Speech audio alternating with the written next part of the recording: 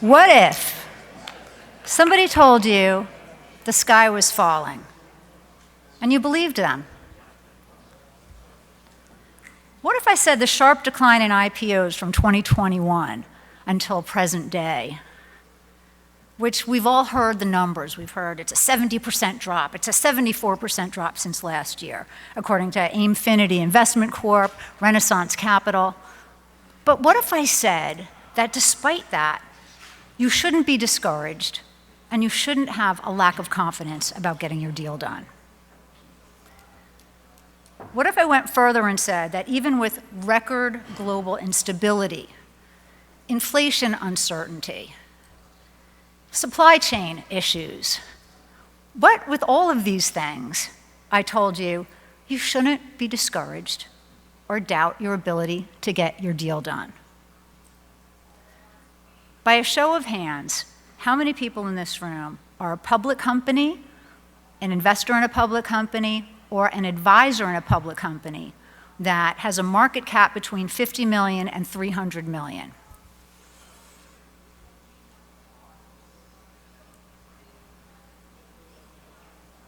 Okay, I'd say about a quarter of you or so. Okay, private companies. How many in this room, private companies, either an investor in a private company, you are a private company, or you are an advisor to a private company that has a valuation between 50 million and 300 million? I'm not going to read. Yeah, actually I am. I'm representing companies in that area. Absolutely I am. Okay, so it looks like we've got more than 3/4 of the room in one of those camps. This segment of the market is not only holding its own, it's thriving. So despite all of the negativity, I just want to share with you some other numbers that are worthy of your consideration, not just that one nasty number that, oh my God, what a drop in the number of IPOs. The micro distinctions, the numbers that I'm going to tell you that I think are going to give you a better understanding, unfortunately haven't been mentioned before, but if you haven't noticed, if you were looking at deal flow, 2020 and 2021 were incredibly busy years. Incredibly. In fact, IPOs were up. It was a 20-year high. 20-year high for those 2 years. So take a look at it in perspective. If you look at a 5-year average of IPOs rather than just 2021 and compare it with 2022, now we're only talking about like a 25% drop. It's still not fabulous, but it's not as terrible as everybody thought. It's not all that bad. Another important statistic is I look at Reg D filings now and again. Now, anyone who does a private placement, you have to rely on an exemption from registration. 506B exemptions, 506 exempt private placements are up 25% between last year and this year. Interesting. One final thing is, guess who made up 68% of all of the IPOs? All of the IPOs in this past year? Microcaps. And that's what we're talking about. $50 million to $300 million market cap companies we call really the microcap space. And that's where all of us are. Those are the deals that are getting done. My name is Andrea Cataneo, and I am the moderator of today's panel. I sit on the board of NIBA proudly for about 8 years, and I am a partner with the law firm of Mitchell, Silberberg, and Knupp. And I serve on the capital markets team, and probably for 23 years I've been doing different types of transactions, seeing lots of ebbs and flows in the marketplace. And my esteemed panel here is going to give you some examples of really how things have changed, but sometimes they stay the same, you know? There's a lot of variation. What we're seeing with deals is they're getting done and they're a little smaller, or they're getting done and they're in tranches, like Jim was saying a little bit earlier. One of the things that I'll just share with you, I mean, even back as far as the late 90s when I first started practicing law out of my basement, when working from home was a novelty, but you know, now it's not such a big deal. But during those days, it was large IPOs were dwindling down, and the reverse merger was the rage. APOs were happening all the time. There were lots of deals that were really more in the realm of smaller private placements. What I'd like to really illustrate to you now is just how some of the things have been changing in 2022 that should give us hope that there's plenty of money to deploy. One final point before I want to give some specific examples and have our panel tell you some of the things that they've been going through is deviate for a second and say something like words of gratitude to our leader, Jim Hock. I know that by tomorrow night, he's going to be thanking everybody else, and I really need to take a moment and just recognize him. He has coached, advised, facilitated probably 1,000 companies through successful transactions, bringing his 40-plus years of experience and relationship capital to the table, and every conversation this guy brings to his clients, he's almost like their big brother and never has, he's never shy about being the guy with the tough love, especially before an event like this. And I see some of you are smiling because you know what I'm talking about. Let's hear it for Jim Hock.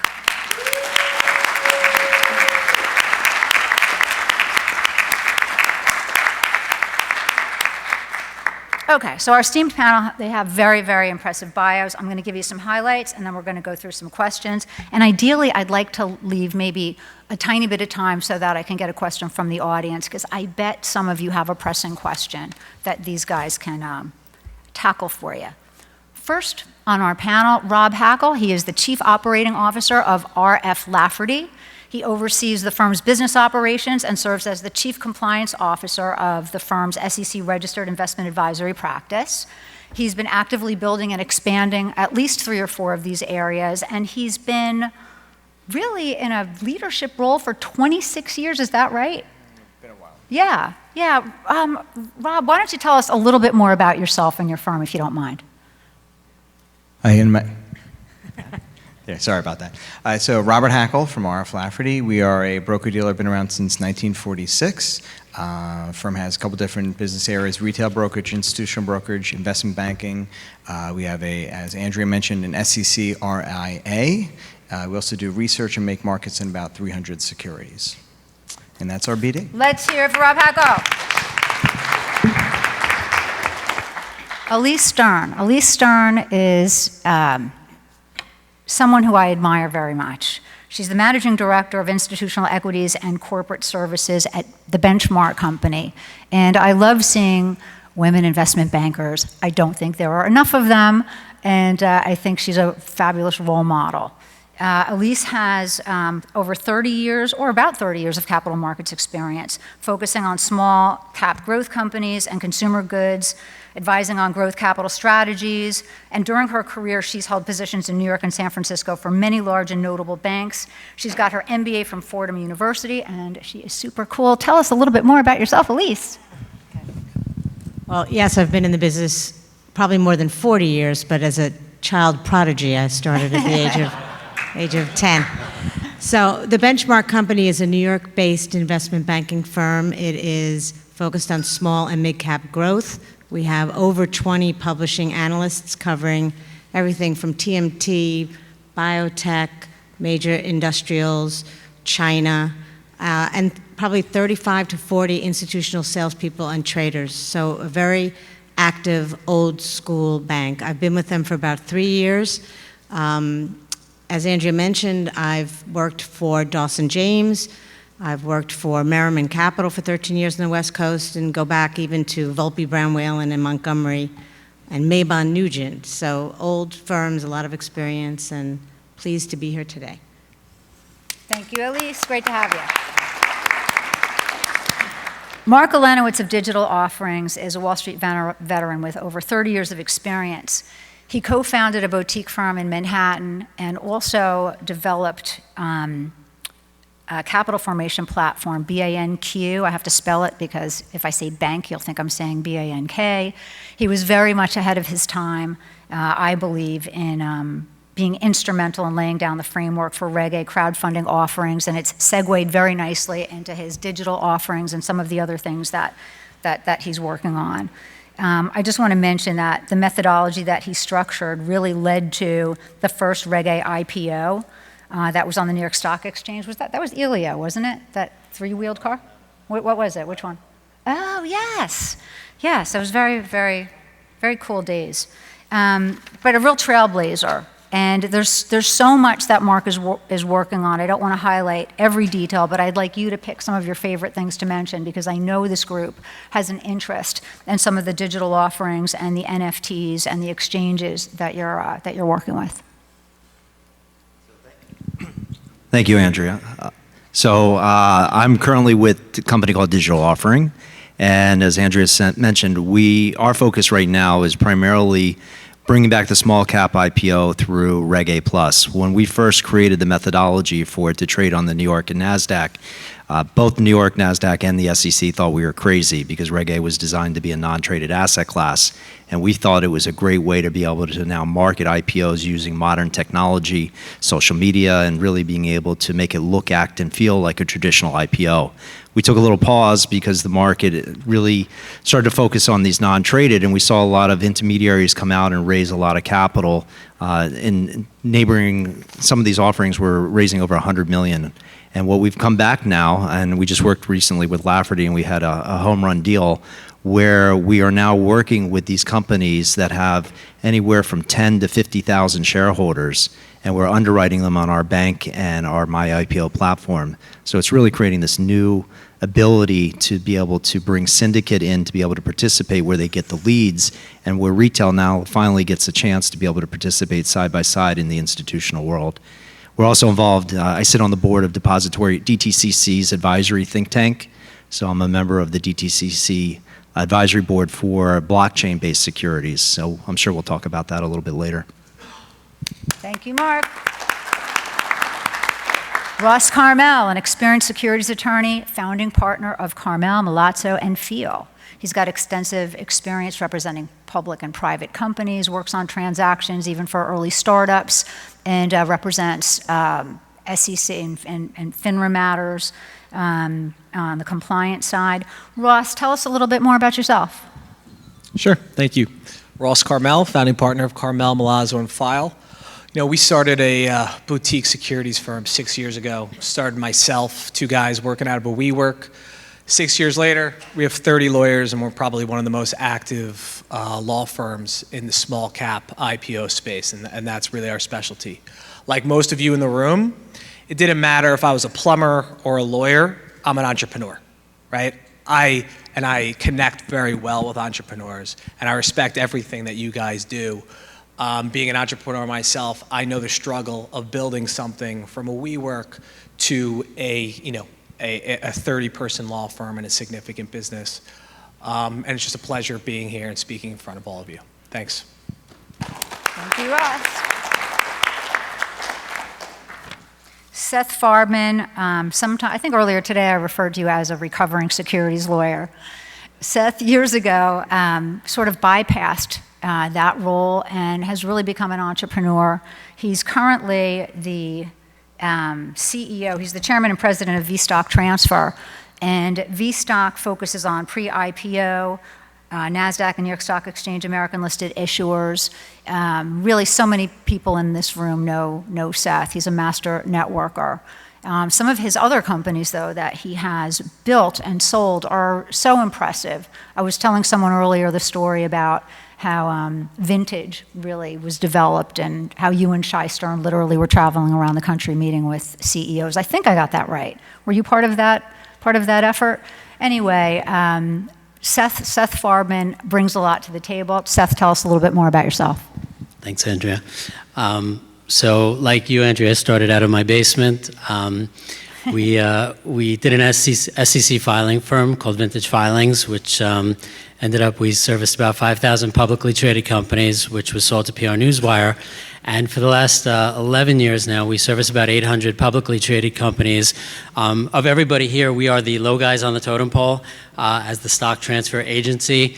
But it's somewhat important because we control the stock and the securities, and it's a pleasure to be that window between the shareholders and the issuers such as yourself. So we take that role very seriously, and it's a pleasure to be that pivotal point between the bankers, the attorneys, the shareholders, and the company.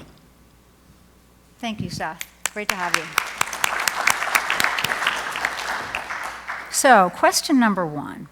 We talked about this a couple of times, but I think it's of interest to just about everyone in the room. What do you think was the biggest shift in going public transactions in the past year? And do you have a recent deal that you can share with us that illustrates this? And Elise, I'd like to ask you this first. Thank you, Andrea. Certainly the past 18 to 24 months were very buoyant on Wall Street, and there was a lot of deal flow and a lot of deals getting done.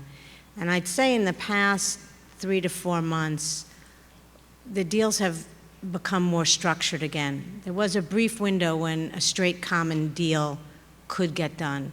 And now we're back at either a unit deal with stock and a trading warrant, or in some cases even common and 2 warrants, which some firms are utilizing. We have not done that yet, but that is happening.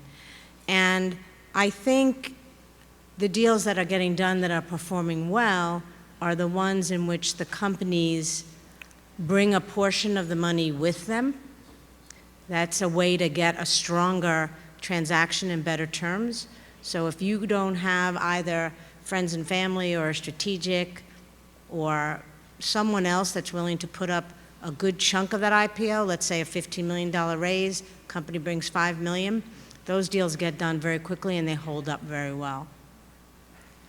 Other than that, I mean, we can get more specific, but I just think what's happening is the funds have made so much money, and I spend a lot of my time on the placement side, and I get on a call and a fund introduces themselves, and they start off by saying, we manage $4 billion. And I'm like, 6 months ago you were managing 2. But they've made that much money. So now the ball's in their court. Some of them are going away because they have to find bigger deals because they've made so much money. So there is definitely a shift in the market, and you have to specifically tailor for what you need. No question. What we're really seeing a lot of are bridges to IPOs, and much smaller IPOs. Jim was mentioning this a little bit earlier when he was speaking with the presenting companies. We're seeing deals that are well under $20 million, many under 10. Ross, do you have something to add, please? Yeah, I think to Elise's point, you're seeing 2 kinds of deals. You're seeing structured deals, which are common warrants attached to them, and in those scenarios, the banks are typically can raise you more money. But the deals that are really trading well right now in a 2022 world are the smaller deals. It's the smaller $5 million, $6 million, $7 million deals where you are either registering shareholders in the S1, or you're finding shareholders that are 144 eligible to get the restrictions removed on their shares so you can meet that NASDAQ public float requirement. What you're seeing is on those small deals that, if you can structure it properly, get you to where you want to be, NASDAQ or New York Stock Exchange, those deals are trading up. They're trading really well because it results in really tight floats, right? So just a little bit on the buy side triggers it up, and the stocks are basically hanging steady. And the retail chat rooms. And absolutely, retail chat rooms, Twitter, all of those things help really move those stocks. So I would say we've done 5 IPOs in the last 5 weeks. 4 of them were small deals, registering shares. 1 was a unit deal, and that deal was the one where we raised the most capital. Rob, can you follow up, please? I'll just bring up, you mentioned a recent deal that you did. So we did a deal not too long ago where we had something similar where it was with another broker-dealer, and they wanted to do a unit deal, and the issuer did not want to do a unit deal. So we ended up saying, look, we'll take a chance. We'll take on the opportunity because it was a story that we really liked, and we said we're going to go out to retail with it. When we did, it was an $8 million raise. And it was a little difficult to get the deal done at the time, because going back 2 or 3 months ago, same things that you're talking about here, you know, when you're trying to do a deal and you're talking about retail being involved in it, you know, everybody watches CNBC, everybody watches Bloomberg. When you see the market going down every single day, it's very tough for a retail broker to call their retail client and saying, hey, I got a great new story to come out right now for you, when they own Intel and Cisco and every other stock and they're down on it. So it's very difficult from a retail brokerage perspective for a broker to call their client for a new opportunity. So I think that's something that you got to take a look at. We ended up doing a deal, and it was a retail deal. We got it done, and exactly to where you're talking about, Ross, where it was a, you know, I don't want to call it a low float. That seems like a, you know, like a meme type thing with GameStop and everybody with AMC and trying to squeeze. And that's a, you know, big, you know, hot topic for the last year or two now. We're talking about different changes in the marketplace. What you're seeing is the smaller deals that are getting done are trading up, and they're trading nicely because of the fact that it's not this 20, 30, 40, $50 million offering. So some of these smaller deals that are retail, it's a little bit sometimes more difficult to get them done, but when they do get done, you do have the opportunity to bring the IPO to the marketplace, they can trade nicely afterwards. And we've had that where we're trying to build the book and have a syndicate with a lot of other broker-dealers in the community, and it just takes a while to get the whole book built and get that full. We were doing an $8 million raise, and we were trying to do the whole thing ourselves without any participation from the company assisting. At the end, the company came in and said, look, we'll get you $1.5 million out of the 8. Does that get the deal done? We said, probably. And lo and behold, a week later, we were oversubscribed on the deal by, you know, $2 to $4 million. We said, okay, we'll still take the money anyway. We'll just try to, you know, work it out with the street. And that stock did trade nicely. And I think that's a part of it, is that you're seeing these different, you know, institutional retail, and you really gotta, you know, it's a little bit of, you know, how the winds are, right? So if you're gonna go for the retail deal, and it's something that your broker-dealer and your investment bank that's going to work on, it just has to be there for it to happen. And a lot of times you're not going to know until you start going through the process. Thank you. Elise, what do you think the most common misconceptions CEOs have about raising capital? Well, there are many. I mean, there's always a valuation issue. They think they're worth more than the street thinks they're worth, so we have to work with that different view.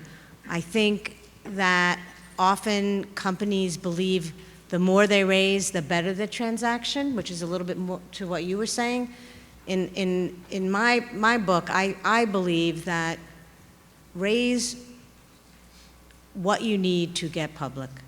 Don't worry about the size of the raise. Get a quality deal done with a good book and hit your milestones. I can't tell you in my lifetime how many companies we've taken public or done transactions for, and they have not executed. Execute. And the stock will move up, and you'll come back to the market a second time, and you'll come back at a higher valuation. Walk the valuation up. So to me, those are the two, I think, biggest misconceptions. Seth?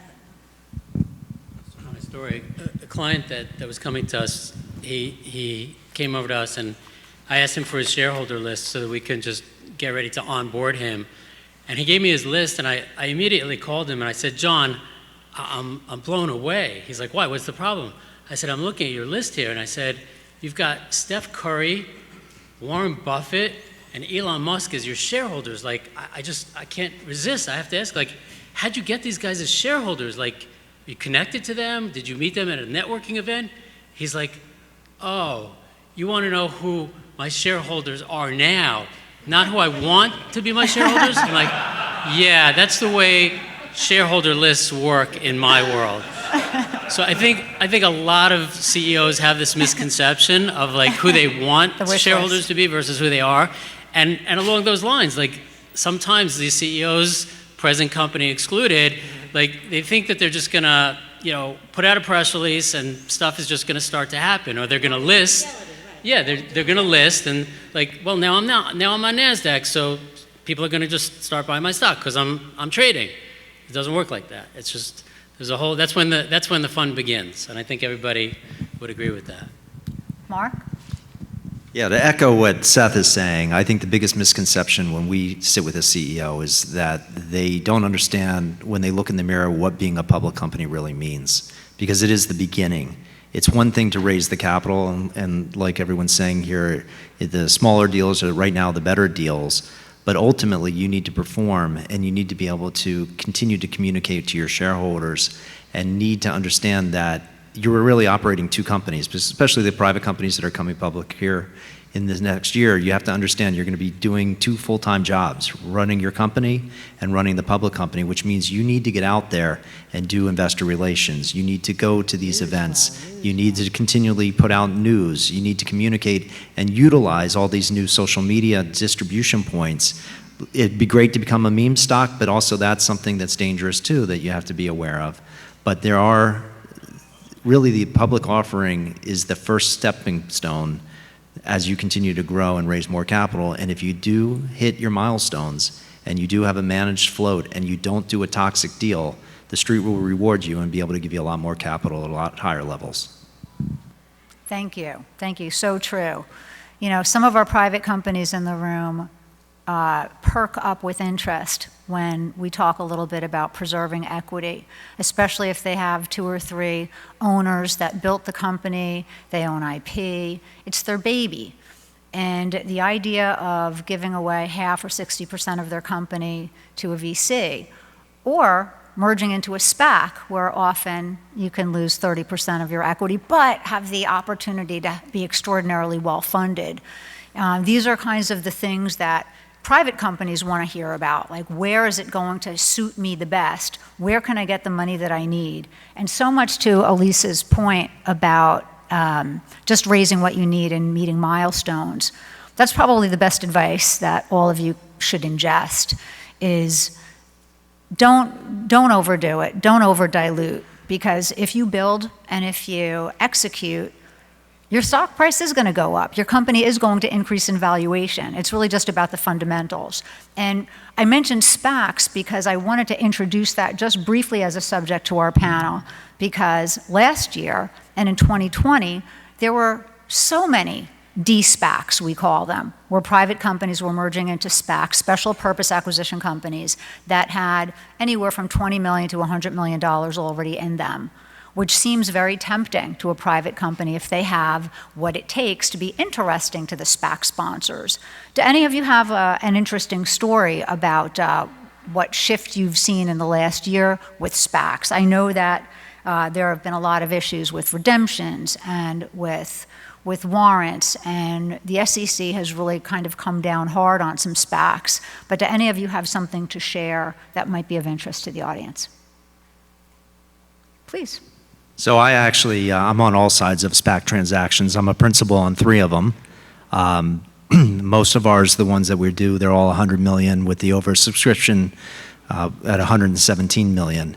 And I got to tell you, from a SPAC perspective, I think we're coming into the greatest market we've ever seen as a banker, because I'm excited. These trends tend to happen back in the, when we were doing China, back in 2000 and 2000 when I first went to China. Yeah, well, some of us are.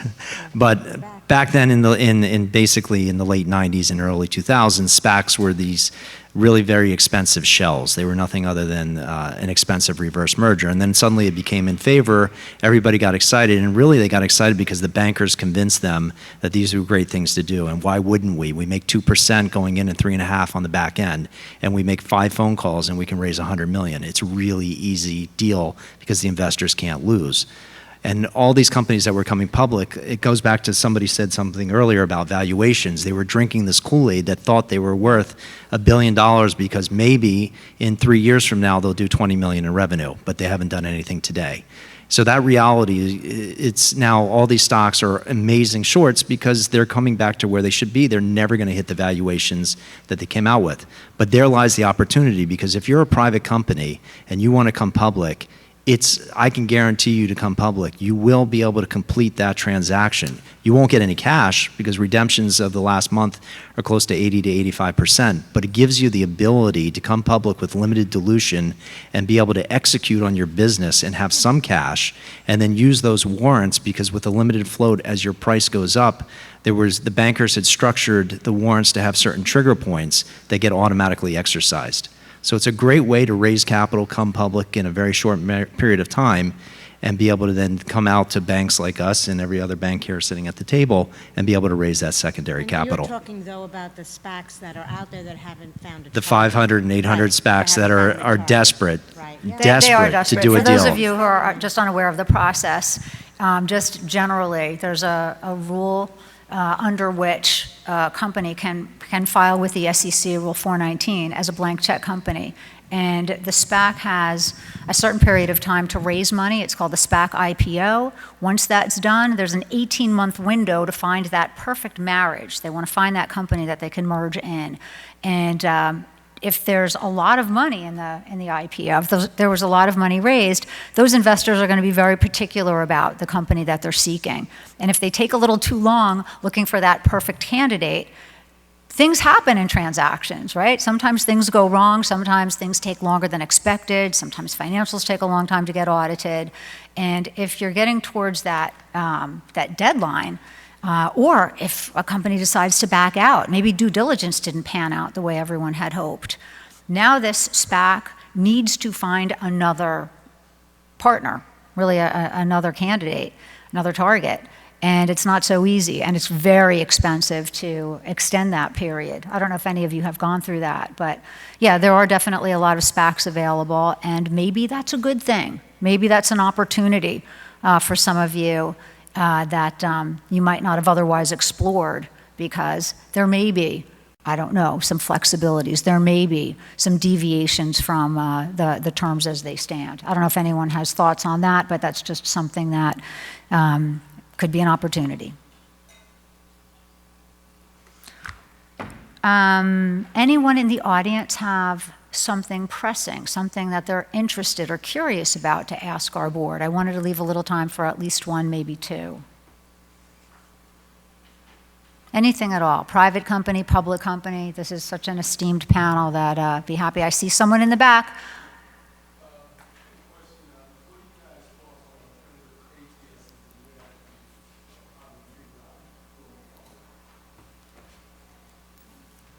So your question was an ATS? So from an ATS standpoint, if you're looking to come public or you're looking to trade in a marketplace, right now you have really three markets that you're going to be looking at: the OTC, NASDAQ, or the NYSE. An ATS, if you look up the definition of it, it's actually the correct term is it's a blind pool, or a dark pool, excuse me. So you're talking about going into a limited marketplace where you can't put out a public quote and you can't general solicit out to get orders in. And there are certain types of ATSs that are operating that do very well for broker-dealers that want to transact where they have that dark pool to be able to do bids and offers and be able to get the spreads. The ATS that you may be talking about are what now some people are talking about in the digital securities space. And unfortunately, the SEC has taken the position that there's not real-time secondary trading of any digital asset classes. So those ATSs are really what we used to call back in the days the pink sheets, where it's a matching engine. So an order is put up and you hope that an order will be executed on both sides, and that trade has to occur away from the broker-dealer. So you're really talking about marketplaces with limited liquidity, and that liquidity is limited because of the constraints the SEC has put on it, if that's what you're asking.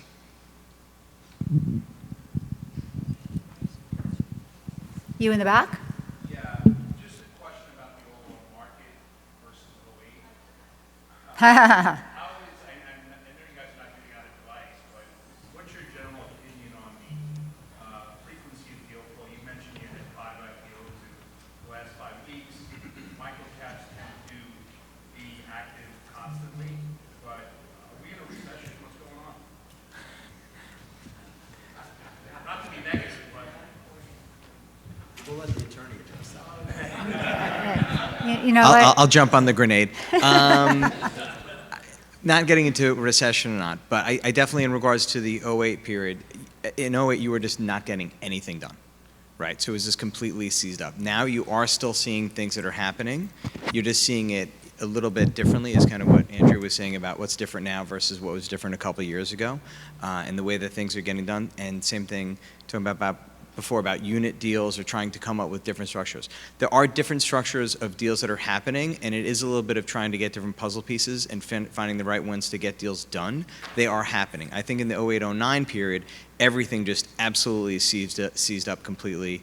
You didn't see any of that. Whether we're going into a recession, whether it's going to be a soft landing, a hard landing, hawkish, dovish, I think you still have a little bit of that is still kind of open. And obviously, nobody has a crystal ball and can kind of get an idea of what's going to happen. But right, kind of where we are right now, things are happening. If you went back, 4 or 5, 6 months ago, it wasn't happening as much, and you are starting to see some things open up a little bit more in the last 2 or 3 months than they were before. Same kind of thing, going back to, mentioning it before, February of 21, when we had, other broker deals that were doing deals, and we would syndicate into their deals. We would get phone calls, we'd get emails at 4:30, 4:45, hey, we're doing an overnight transaction tonight, or we're doing an IPO tomorrow. It was 2, 3 a day for the entire month of February of 21.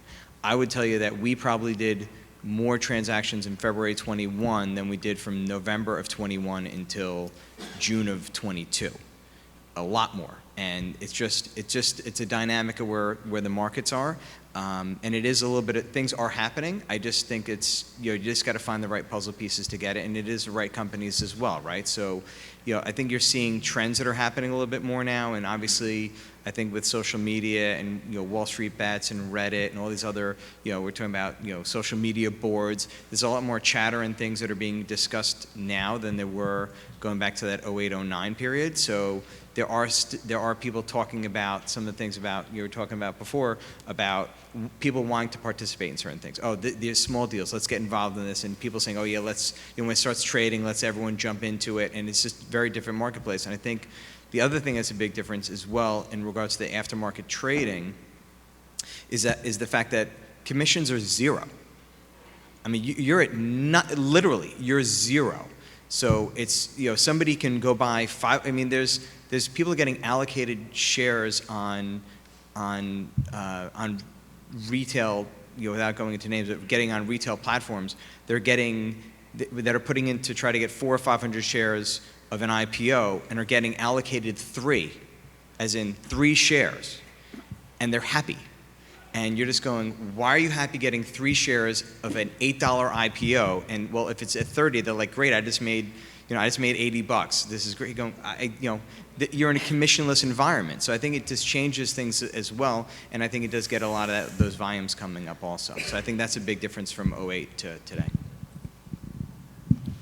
Just to follow up, is that landmark to Reg A and community-based, Dow-based sort of financing? Yeah, that's what I was actually going to say. The difference also in 08 versus now is we have something that came out in 2015 called the Jobs Act. And there's basically 3 areas that would be of interest to everybody in the audience today, which is Title II, which is general solicitation of private placements, because now you can actually go out, and if you're a private company looking to do a raise, you can put an ad in the Wall Street Journal or a billboard in Times Square and advertise that offering when you were never able to do that before. You also have something called Title III, which is Reg CF, which is crowdfunding, which you can now raise up to $5 million, which is a great starting point for companies that aren't quite ready to go out, but you can now relatively inexpensively raise that capital. And then there's something called Title IV, which is Reg A+. And we've seen basically Title III and Title IV explode over the last few years. Billions of dollars are being raised. And these are your fans, these are your customers, these are the affinity groups that follow you and now have a chance to actually be able to buy into you and actually own a piece. So if you use those tools, you can use modern techniques of social media, advertising, and other ways to be able to generate capital and raise that first round where you're not giving up the majority of the company to a VC, but you're giving it to the very people that buy your product. So if they love the product and they want to actually support you, now's a chance that they can actually own you. And that's a great way then to segue to coming to Wall Street because you already have a built-in audience. And like I was saying earlier in my introduction, we did an IPO this year with 38,000 investors. It was the last print before the world went to hell back in late January. But now we have several offerings that we're doing that have raised, they're serial issuers, they've raised quite a bit of money from their friends, their crowd, their community, their customers, and their friends of their friends, if you will. So now they're all excited, and every one of those investors want to buy more when it comes public. So in the last round that we did, the majority of the investors that came in were actually existing investors upping their position now they have liquidity. And those are loyal investors that stick with you for a while. Thank you.